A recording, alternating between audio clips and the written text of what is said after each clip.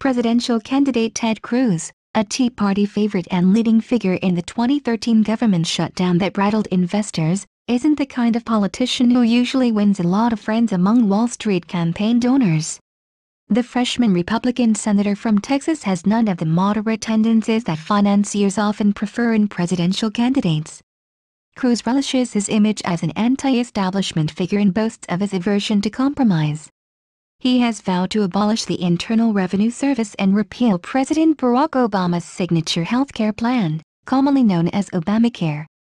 Despite the uncompromising rhetoric, Cruz is winning praise from some potential Wall Street donors, including bankers and hedge fund managers, who told Reuters there is more to him than the conservative firebrand of the campaign trail. He has been courting financiers in their homes in New York and Greenwich, Connecticut, they said. But the praise does not appear to be translating into cash donations, at least so far.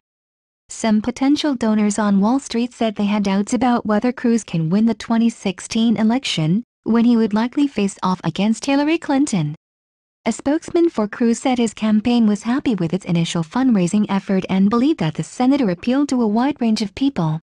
Financiers who have met with Cruz said he demonstrated a firm grasp of specific policy issues and was able to discuss them at length and offer specific ideas of his own, without dodging tough questions or resorting to rhetorical flourishes.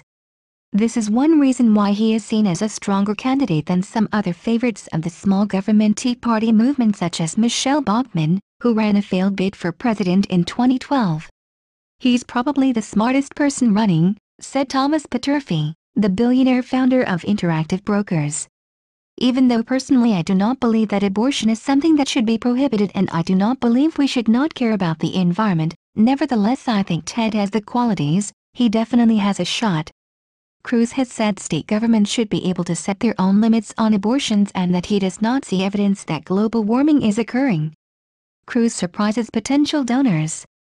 Peterffy, who spent $8 million on TV ads in 2012 urging Americans to vote Obama out of office or face creeping socialism, said he had not yet made up his mind about which Republican to support in the 2016 race.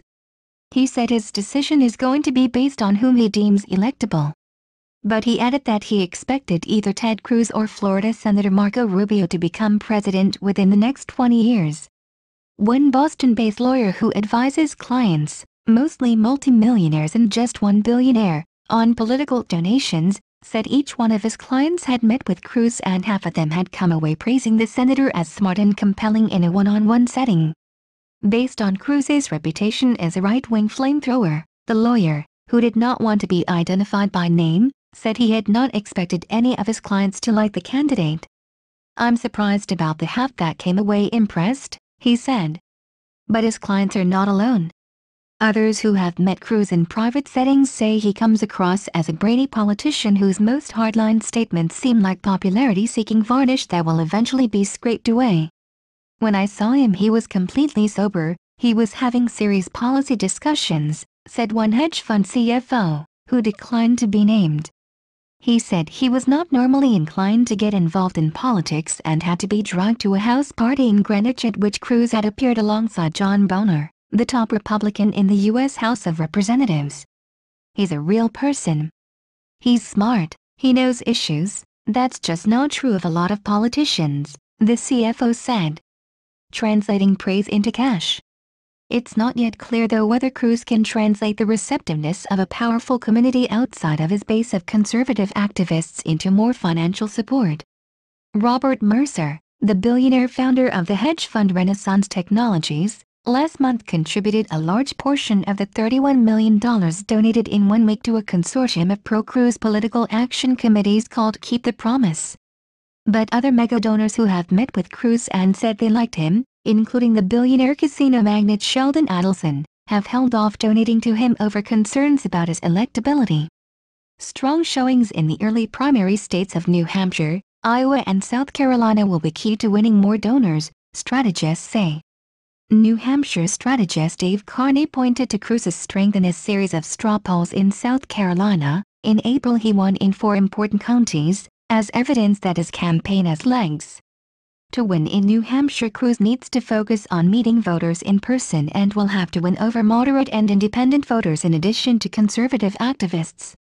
He has abilities as a retail politician to listen and be sincere and authentic, Carney said, adding that while Cruz may use different language, his message has to remain consistent to be taken seriously. Cruz has establishment credentials that set him apart from other populist Republicans such as Mike Huckabee, who won the Iowa caucus in 2008 but lost the party presidential nomination to Senator John McCain, and Bachmann, who won a straw poll vote in the early voting state of Iowa in 2011 only to see her presidential campaign later lose momentum. Cruz, a former official in President George W. Bush's administration, holds degrees from Princeton University and Harvard Law School. His wife, who worked in the Bush White House, has taken unpaid leave from Goldman Sachs in Houston, where she is a managing director overseeing a wealth management unit. Some investors said his braininess and establishment credentials won't be enough for Cruz unless he pulls back from some of his more hardline positions. Ted Cruz has been to my house with his wife, said Andy Sabin, a metals trader and refinery owner in East Hampton, New York, who gives not only to political causes but to environmental conservation efforts as well. I said, sometime in the next 4 or 5 cycles you will be president, but you've got to come to the center. Sabin is leaning towards supporting former Florida Governor Jeb Bush, who has positioned himself as a moderate able to appeal to a cross-section of Republican voters. T-Boone Pickens, the Texan hedge fund tycoon, called Cruz a serious guy in an interview with Reuters. But he too was throwing his support behind Bush, he said on the sidelines of the Scarbridge Alternatives Conference, known as SALT, in Texas.